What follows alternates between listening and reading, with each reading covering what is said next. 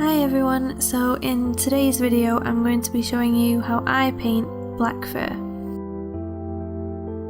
So the reference photo from this commission was quite lovely. I picked it mainly for the pose and the eyes on the dog. They were just gorgeous and I loved it so much. However, the top of her head was cut off and she was completely wet through from being on the beach. So I knew I had to adjust these things, try and dry off her fur and obviously add the top of her head. So I used a couple of the other photos supplied by the client to help create the dry fur texture and add to the top of her head. Unfortunately, the other photos I used weren't as clear as this one, so I did have a couple kind of struggles trying to dry her fur off a bit, but I'm still really happy with this piece. I really love the pose and I honestly adored painting her eyes, and I hope you like it. So one of the main things that I do when I'm painting black dogs is check the colours. Similarly to the white dog painting, black fur reflects quite a lot of colours. In my opinion, not quite as many as white fur because it absorbs light more than it reflects the light. However, the dog's fur will still usually reflect the background. Like my border collie, she always has a blue tone in her fur from the sunlight, and this lab was definitely similar in that she had a lovely blue tone in her highlights. The lab's shadowed areas were quite cool toned, so I used a couple of greys, browns and purples to create depth. When you're painting black dogs, you kind of want to decide if they're more on the cool tone or more on the warm toned black. So if they're sun bleached, for example, you might want to use more browns than you do blues in the highlights because they'll be a bit more browny golden colour. Whereas if they're quite cool toned, like my border collie, then you want to use more blues in the shadows as well. So while painting black dogs, it's also important to check the tonal values. Black is quite a shiny coat colour, so I left the dog's face very light and slowly darkened it up over time. It is much easier to darken a painting in this medium than it is to lighten it, so I tried to get the basic tonal values and then adjust them as needed. The adjustments are honestly quite late into the painting, so I find it easier to see what needs to be edited once everything is coloured in and then go over it once the full painting is there. So there are quite a lot of adjustments at the end of the painting, like adding details and adding highlights and you're darkening up certain areas, but yeah, you'll see that towards the end of the painting. So when I'm painting any animal, I try to follow the direction of the fur grain. It really creates the fur texture and the animal's anatomy. The fur direction often changes with the shape of the animal's bones and muscles, so when I'm painting I try to pay particular attention to those areas. For example, on this dog, the cheek and the muzzle, where the bone changes, the fur direction changes. It's only slight in some parts, but it's still super important to follow the change to create a realistic painting. It does really add to the realism. And if you do this, especially with colour pencil dry or wet, if you continue to do this throughout the painting, you'll gradually build layers over time, which will create more depth, and it'll help speed up the process. Instead of going over every single grain of hair, you've got a lot more layers and a lot more to build on when you do it as you go. So it's important to take note where the fur spreads or clumps together. I'm always looking at the reference photo when painting for these reasons. Not every dog's fur is the same texture or breaks and spreads in the same areas. When your reference is quite poor, you can kind of make up these parts. You don't have to follow the reference exactly, but if you can, definitely follow it where you can. Try and stick to the reference. Again, you don't have to do it completely in the same place every time, but the more you can, it'll help to create the realistic painting.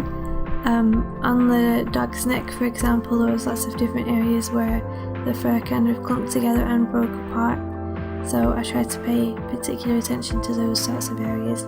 Just constantly looking back at my reference photo and checking everything really, checking the anatomy and the tonal values and the fur direction. It's really important to keep looking at the reference photo. when you're painting from a reference, you don't have to follow it necessarily perfectly. You know, you can have some artistic licensing, but if you want to create a realistic painting, it is important to kind of keep looking back and checking certain areas, checking your proportions, checking your fur, and then yeah, you'll get a lovely, nice, realistic finish. Now, when I'm doing traditional art, I don't tend to draw every single hair. The texture of the paper and pencil strokes really build up and add depth to the fur, so when it comes to the final details, I'll add a couple of highlights of white hair where I think it's important, but I don't try and draw every strand. And I think this is really important to, again, like I said, create the depth of the fur. It can be quite a slow process if you try and go through and draw every single piece of hair.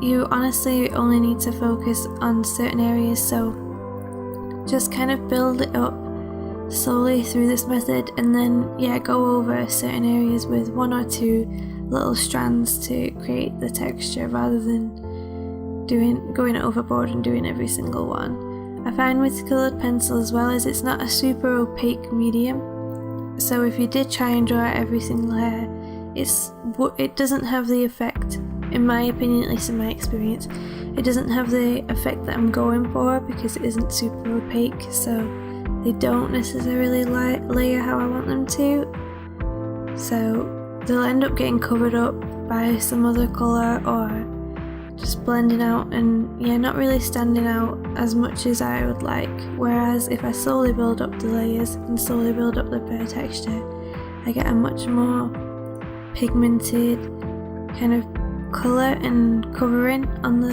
animal, and then yeah, I can just go over it with little highlights of hair where I need to. When it comes to adding like the final details and final hairs on top, I do go over the painting with my white museum pencil. It is my favourite coloured pencil ever. It just layers so beautifully and opaque over the top of many layers of coloured pencil.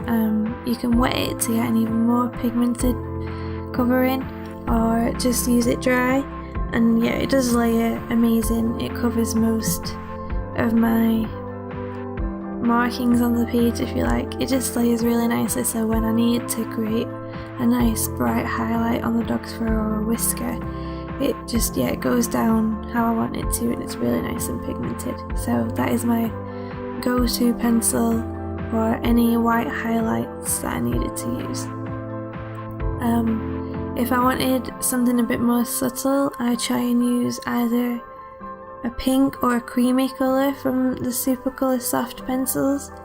The Super Colour White is still quite pigmented as well, not as pigmented as the museum, but it can still be very bright white in some places.